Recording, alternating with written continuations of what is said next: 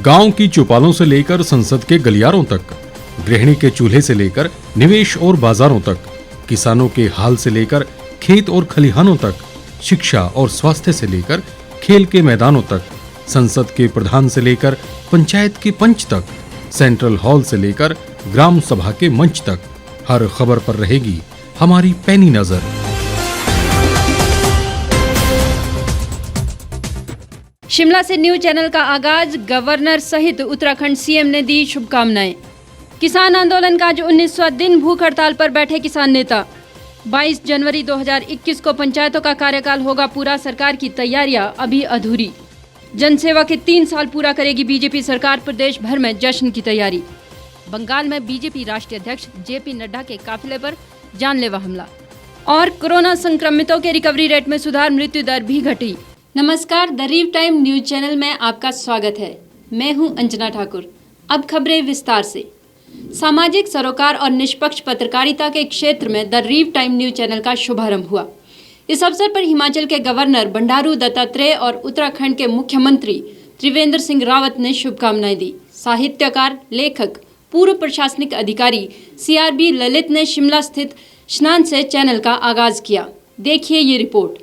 सामाजिक सरोकार और निष्पक्ष पत्रकारिता के क्षेत्र में शिमला से द रीव टाइम्स चैनल का विधिवत आगाज हुआ, जिसमें बतौर मुख्य अतिथि साहित्यकार, लेखक, पूर्व प्रशासनिक अधिकारी CRB ललित ने शिरकत की। दीप ज्योति परम ज्योति, दीप ज्योति जनार्दन, दीपो हरतु मे पापम, दीप ज्योति नमोस्तुते, शुभं करोतु कल्याणं, आरोग्यं सुख संपदा, शत्रु बुद्धि विनाशाय, दीप ज्योति नमोस्तुते। कि आज के इस शुभ अवसर पर आपने एक नई ज्योति प्रज्वलित की है पत्रकारिता के विषय संदर्भ में। ये एक महान प्रयास है जो आगे जाकर आपके लिए, देश के लिए, प्रदेश के लिए, जनता के लिए और देश के लोगों के लिए वरदान साबित होगा। इस अवसर पर उन्होंने कहा कि जिस उद्देश्य के साथ द रीव टाइम्स ने इस क्षेत्र में सेवा करने के लिए कदम बढ़ाया है वो सराहनीय है। सामाजिक समस्याओं के प्रति सजगता और निष्पक्ष रूप से आम इंसान को प्राथमिकता देने के साथ ही गांव तक पहुंचने की मुहिम का जज्बा पत्रकारिता की पहचान है। उन्होंने कहा कि द रीव टाइम्स एक लंबे समय से प्रिंट मीडिया के माध्यम से लोगों की पसंद बना हुआ है और अब इलेक्ट्रॉनिक मीडिया में भी इसकी पहचान एक सजग मीडिया के रूप में बने, इसके लिए प्रयास किए जाने आवश्यक है। इस अवसर पर IIRD के प्रबंध निदेशक और editor in chief the रीव times doctor LC Sharma ने कहा कि मीडिया की भूमिका वर्तमान में बेहद चुनौतीपूर्ण और महत्वपूर्ण है। आवश्यकता है कि मीडिया की स्वतंत्रता को बरकरार रखते हुए इसे आम जन की समस्याओं के साथ ही गति प्रदान की जाए। उन्होंने कहा कि द रीव टाइम्स का लक्ष्य गांव की पंचायतों तक पहुंचना और उनके कार्यों, समस्याओं आदि के लिए अलग से अपने मीडिया चैनल की आवश्यकता को पूरा किया जाए। हम उसी लक्ष्य के साथ लोकतंत्र की आवाज़ बनने के लिए प्रयास करेंगे। आम लोगों की समस्याओं, समाज में घट रही उन घटनाओं का जिनसे आम लोगों का सरोकार है, लोकतंत्र में लोगों की आवाज़ बनने के लिए द रीव टाइम्स प्रतिबद्ध है। विकास के विभिन्न आयामों को IIRD छूता रहा है और आज देश के 22 राज्यों में हमारी फुटप्रिंट्स हैं, जहाँ पे कुछ न कुछ काम चल रहे हैं या किए हैं। हम research, studies, training, capacity building, project planning, designing, implementation, monitoring and evaluation, इन सभी तरह की विधाओं में काम करते रहे हैं और जो थीमेटिक एरियाज हमारे रहे हैं, विकास से जुड़े लगभग तमाम मुद्दों पे हमने काम किया है। वो चाहे वाटर है, सैनिटेशन है, एग्रीकल्चर है, हॉर्टिकल्चर है, लाइव स्टॉक है, बैंकिंग है and home delivery of services है, हेल्थ है, एजुकेशन है, इन्वायरमेंट है, क्लाइमेट चेंज है। लगभग सभी प्रकार के एरियाज में, थीम्स में हमने काम किया है, मौका मिला है और इसी अनुभव को और जो कम्युनिटी के साथ बहुत करीबी से हमने काम करने का जो अवसर हमें मिला है, उससे काफ़ी कुछ नवीन विचार उत्पन्न हुए और उन विचारों को हमने मिशन रीव के तहत परिकल्पना के रूप में पिरोने की कोशिश की।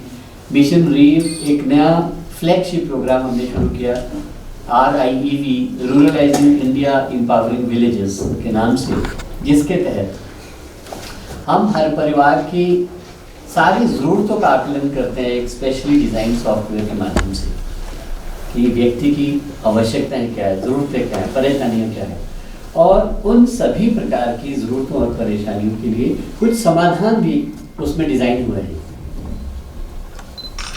तो हम व्यक्ति की और एक परिवार में जितने भी सदस्य हैं उन सब का उनके उम्र के हिसाब से, उनके प्रोफाइल के हिसाब से आवश्यकता आकलन किया जाता है और उसके बाद उनको सेवाएं प्रदान की जाती है लो कॉस्ट में, घर द्वार में। घर में जाके पहली बार इतिहास में एक ऐसा कार्यक्रम डिज़ाइन हुआ है कि जहाँ पे कोई संस्था लोगों के घर में जा रही है और उनके तमाम परेशानियों को समझ रही है, पूछ रही है और उनके समाधान के साथ आगे आ रही है। इसी कड़ी में हमने प्रिंट मीडिया की शुरुआत की। द रीव टाइम्स नाम से फोर्टनाइटली पाक्षिक पत्र हमारा निकलता रहा बाइलिंगुअल, जिसको अब साप्ताहिक कर दिया गया है। प्रिंट के बाद हमारा उद्देश्य था कि हम इलेक्ट्रॉनिक की ओर भी जाएंगे। वास्तव में इसके पीछे की परिकल्पना ये है कि हर पंचायत में अपना एक टीवी हो, हमारी वेबसाइट ऐसी कुछ बने।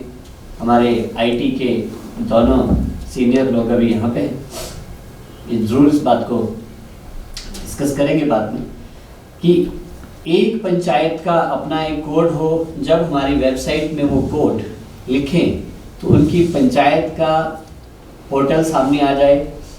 अगर हम कहते हैं कि शाम को 8:05 तक पंचायत की खबर चले, तो उस पोर्टल में वो पंचायत की खबर चलेगी। जितनी पंचायतें हैं आज की डेट में 3500 से ज़्यादा पंचायतें हिमाचल में हो चुकी है। सेम टाइम में सारे लोग देखें और सभी की पंचायत से जुड़ी खबरें वहाँ पे हर एक को अलग अलग वहाँ पे दिखेंगी, अपने अलग अलग कोड के साथ। वैसा ही ब्लॉक लेवल पे, डिस्ट्रिक्ट लेवल पे, स्टेट लेवल पे हर 5 मिनट के बाद ये न्यूज़ जाए, ऐसा एक थॉट था। इस थॉट की शुरुआत आज अभी हम YouTube चैनल के माध्यम से करने जा रहे हैं। ये शुरुआत है और आगे तो काफ़ी लंबी जर्नी है। टेक्नोलॉजिकली हमें अपने आप को अपग्रेड करना पड़ेगा, कंटेंट वाइज अपग्रेड करना पड़ेगा। जो आउटरीच है इस प्रोग्राम के लिए हर पंचायत में हमारा प्रतिनिधि है। देश, दुनिया और प्रदेश के शहरों से लेकर गांव के गलियारों तक द रीव टाइम्स निष्पक्ष पत्रकारिता के साथ अब YouTube चैनल के माध्यम से लोगों तक पहुंच रहा है। उद्घाटन समारोह में पूरी मीडिया टीम के साथ साथ IIRD के प्रबंध निदेशक डॉक्टर LC शर्मा, निदेशक सुषमा शर्मा और चैनल के संपादक SP शर्मा भी मौजूद रहे। संपादक ने कहा कि हमारा प्रयास आम लोगों की समस्याओं का प्रहरी बनकर लोकतंत्र को मजबूत करने का रहेगा। इस कदम से हम गांव-गांव तक अपनी पहुंच बनाकर सामाजिक समस्याओं को सरकार के समक्ष ले जाने में सफल रहेंगे और सरकार तथा लोगों के बीच एक सेतु के रूप में सेवाएं देने का कार्य भी करते रहेंगे। पत्रकारिता में ये ऐसी पेशा है कि तलवार की धार पे चलना होता है। आपको तोड़ने के लिए, जोड़ने के लिए बहुत सारे प्रयास होते हैं, लेकिन असली पत्रकार वही है जो इन सारी चीज़ों को नज़रअंदाज करते हुए सरकार की नीतियों को विश्लेषणात्मक तौर पे आम जनता तक पहुंचाए, क्योंकि जनता और सरकार के बीच का एक पुल होता है, एक कड़ी होती है। वो एक ऐसा आईना है जो सरकार को और जनमानस को उसका असली स्वरूप दिखाता है, और अगर कोई उससे आहत होता है या उद्वेलित होता है, पत्थर मारता है, तो जितने टुकड़े उस आईने के होते हैं उतनी जगह से दिखता है, देखना वो नहीं छोड़ता है। इसलिए पत्रकारिता के बहुत सारे मायने हैं, और एक अच्छा पत्रकार वही हो सकता है जो अच्छा पाठक हो और अच्छा श्रोता हो। आम लोगों की आवाज बनकर लोकतंत्र के प्रति निष्पक्ष सोच और सामाजिक समस्याओं के प्रति पारदर्शी पत्रकारिता को जन जन की आवाज बनाने के उद्देश्य से द रीप टाइम्स का आरंभ शिमला में हुआ है और इसके प्रति प्रतिबद्धता को जनमानस की कसौटी पर परखना अभिशेष है। किसान आंदोलन अपने 19वें दिन में प्रवेश कर चुका है। ऐसे में कृषि सुधार वाले तीनों नए कानूनों को वापस लेने की जिद पर अड़े किसान आंदोलन के नेता आज भूख हड़ताल पर बैठ गए और दिल्ली की सीमा से सटे सभी इलाकों पर अनशन किया। एक दिन की भूख हड़ताल करके नए कृषि कानूनों की मांग को लेकर दबाव बनाने के लिए सभी जिला मुख्यालयों में प्रदर्शन किया गया। देखिए ये रिपोर्ट। आंदोलनकारी किसान संघों के नेताओं ने कहा है कि वे आज दिल्ली की ओर बढ़ रहे प्रदर्शनकारियों का विशाल समूह दिल्ली जयपुर राष्ट्रीय राजमार्ग को अवरुद्ध कर रहा है, जिसे पुलिस ने हरियाणा राजस्थान सीमा पर रोक लिया था। किसान आंदोलन को लेकर जारी राजनीति में दिल्ली के मुख्यमंत्री अरविंद केजरीवाल भी आज दिन भर के उपवास पर है। किसानों के आंदोलन को हाईजैक करने की फिराक में कुछ संगठन और पार्टियां इस आंदोलन को कुछ और ही रंग देती नजर आ रही है। लंदन, कनाडा और अमेरिका आदि देशों में खालिस्तान जिंदाबाद के नारे और पोस्टर लगना इस बात का प्रमाण है कि किसानों के आंदोलन को कंधा बनाकर निशाना लगाने वाले कोई और ही है। अपनी सियासी जमीन को बचाने के लिए कुछ राजनीतिक दल भी इस आंदोलन की आग में निजी स्वार्थ की पूर्ति के लिए घी डालने का काम कर रहे हैं। हमारा जैसा प्लानिंग था उस अनुसार जयपुर हाईवे जो है वो जाम करने में सभी किसान साथियों ने सफलतापूर्वक उसमें योगदान दिया, तो उसका भी हम धन्यवाद करते हैं। अलॉन्ग विद जितने पूरे देश के जितने किसान साथी हैं वो यहाँ तक दिल्ली कूच करें और जितना भी मतलब जहाँ पे जाम लगा हो उसमें सहयोग दे। हमारा लक्ष्य है, समय हमारा तय है कि जब तक हमारी मांगे नहीं मानी जाएंगी हम आंदोलन निरंतर जारी रखेंगे पूरी ताकत के साथ। और भी किसान किसी भी प्रकार से आएंगे यहाँ आते जाएंगे। गौरतलब है कि किसानों का यह आंदोलन सिरे चढ़ता नजर फिलहाल तो नहीं आ रहा है। इसमें किसान नेताओं के साथ साथ राजनीतिक दलों का हस्तक्षेप इसकी दशा और दिशा को प्रभावित करता नजर आ रहा है। कुछ अन्य संगठनों की मध्यस्थता के कारण भी सरकार इसे गंभीरता से नहीं ले रही है और आंदोलन का रुख इस कारण भी कड़ा होता जा रहा है, जिससे किसानों का संघर्ष भी अभी लंबा खिंचता जाएगा, इसमें दो राय नहीं है। हिमाचल में 22 जनवरी 2021 को पंचायतों का कार्यकाल पूरा हो जाएगा, यानी 22 जनवरी से पहले पंचायतों के चुनाव होने हैं। लेकिन अभी तक ना तो पंचायत चुनावों की तारीख तय हो पाई है और ना ही पंचायतों का रोस्टर जारी हो पाया है। ऐसे में चुनाव तय समय पर होंगे या नहीं, इस पर अभी स्थिति स्पष्ट नहीं है। इस बीच कुल्लू के मनाली सब डिवीजन में प्रधान का आरक्षण रोस्टर लीक होने से माहौल गर्मा गया है। देखिए हमारी ये रिपोर्ट। प्रदेश में 22 जनवरी 2021 को पंचायतों का कार्यकाल पूरा होने जा रहा है। इस तारीख के नज़दीक आने में ज़्यादा समय नहीं बचा है। ऐसे में पंचायती राज विभाग और राज्य चुनाव आयोग चुनाव करवाने की तैयारियों में जुट गया है। इस बार के चुनाव पंचायती राज विभाग और चुनाव आयोग के साथ साथ स्वास्थ्य विभाग के लिए भी कई चुनौतियां लेकर आ रहे हैं। कोरोना महामारी से खौफजदा लोगों को जहां पोलिंग बूथ तक पहुंचाना एक बड़ी चुनौती रहेगी, वहीं इस बात का भी चुनाव आयोग पर जिम्मा है कि कोरोना संक्रमित व्यक्ति मताधिकार से वंचित ना रह सके। जाहिर सी बात है, अगर चुनाव होते हैं तो चुनाव आयोग के लिए सभी वोटरों को पोलिंग बूथ तक पहुंचाना और उनके स्वास्थ्य को सुरक्षित रखना एक बड़ी चुनौती है।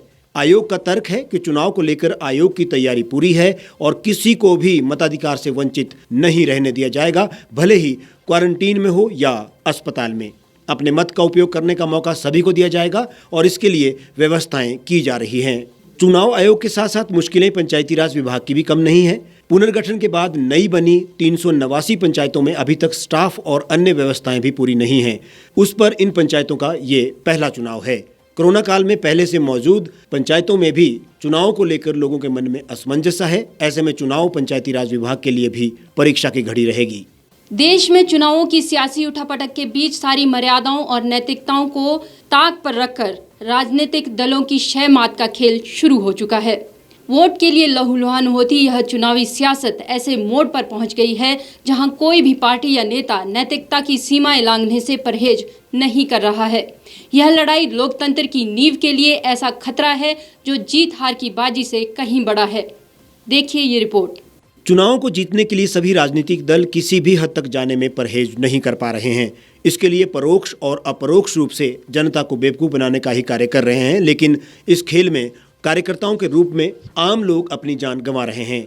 अभी हाल ही में बीजेपी अध्यक्ष जेपी नड्डा के काफिले पर हुए जानलेवा हमले के बाद राजनीति का वो काला स्याह चेहरा सामने आ रहा है जिसमें सत्ता और वोट के खातिर सियासी दल नैतिकता की किसी भी सीमा को लांघने से कोई परहेज करते दिख नहीं रहे हैं। बिहार चुनाव से लबरेज बीजेपी अध्यक्ष जेपी नड्डा ने ममता के गढ़ 24 परगना में जाकर चुनाव में बीजेपी सरकार का दावा कर दिया था। जेपी नड्डा का बयान ममता को इतना बुरा लगा कि टीएमसी के कार्यकर्ताओं ने नड्डा के काफिले पर जानलेवा हमला कर कई लोगों को लहूलुहान कर दिया।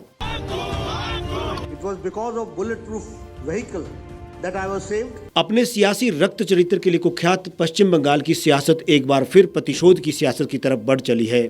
हमारी रिपोर्ट के मुताबिक इस राजनीति में अब तक 140 के लगभग लोग बंगाल में अपनी जान गंवा चुके हैं। लगातार बीजेपी बंगाल में कार्यकर्ताओं की हत्या के आरोप लगा रही है। ऐसे में यह कहना गलत ना होगा कि अगर बंगाल में ममता की सरकार इसे गंभीरता से नहीं ले रही है तो केंद्र सरकार खामोश रहकर तमाशा ही देख रही है। यदि अगर आप इस रास्ते से भटकती हैं तो मेरे दायित्व की शुरुआत होती है। राज्यपाल की रिपोर्ट के बावजूद क्यों इतने नागरिकों की हत्या के बाद भी केंद्र सरकार खामोश है? ना तो मानवाधिकार का ही कोई किरदार यहाँ नजर आ रहा है। तभी तो बंगाल की सीएम ममता दीदी ने शब्दों की गरिमा को भुलाते हुए नड्डा के लिए कई उपमाएं गढ़ दी।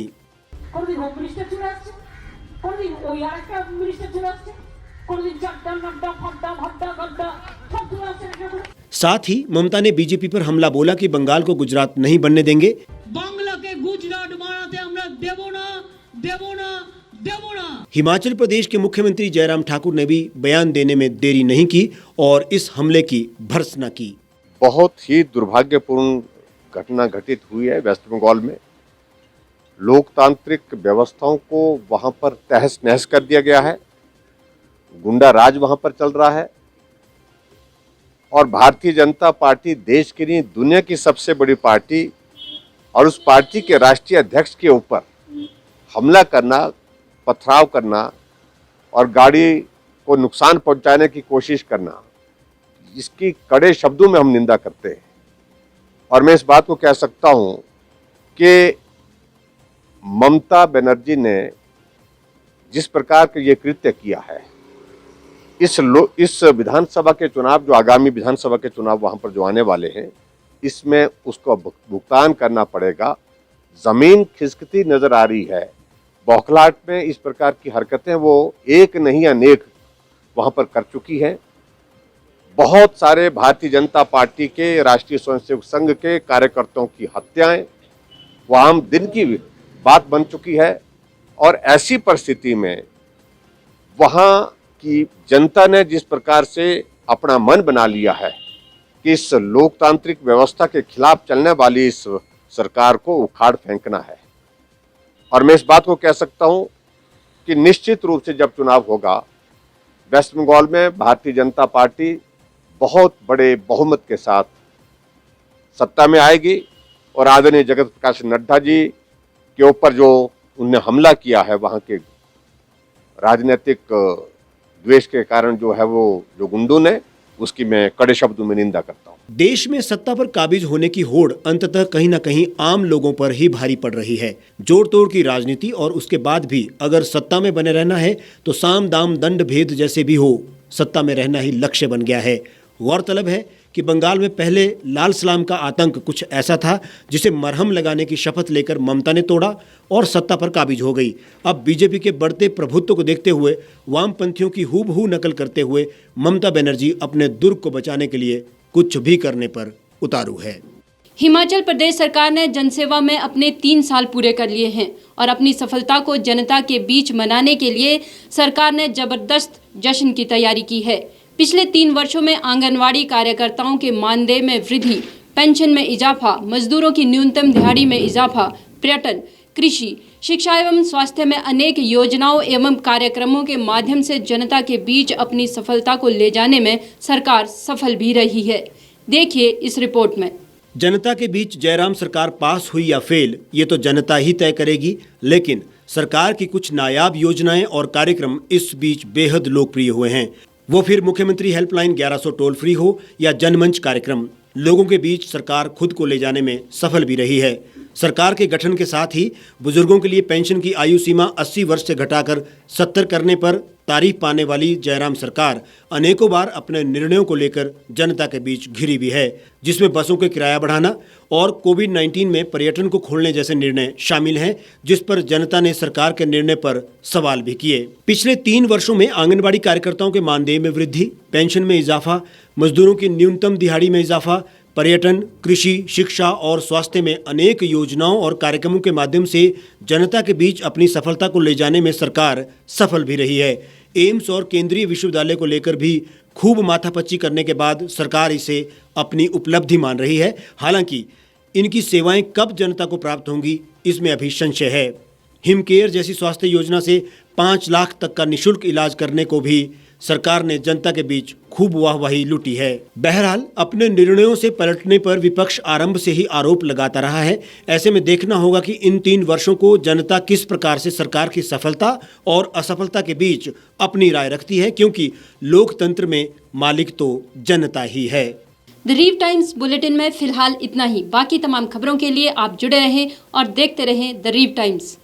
गांव की चौपालों से लेकर संसद के गलियारों तक, गृहिणी के चूल्हे से लेकर निवेश और बाजारों तक, किसानों के हाल से लेकर खेत और खलिहानों तक, शिक्षा और स्वास्थ्य से लेकर खेल के मैदानों तक, संसद के प्रधान से लेकर पंचायत के पंच तक, सेंट्रल हॉल से लेकर ग्राम सभा के मंच तक, हर खबर पर रहेगी हमारी पैनी नजर।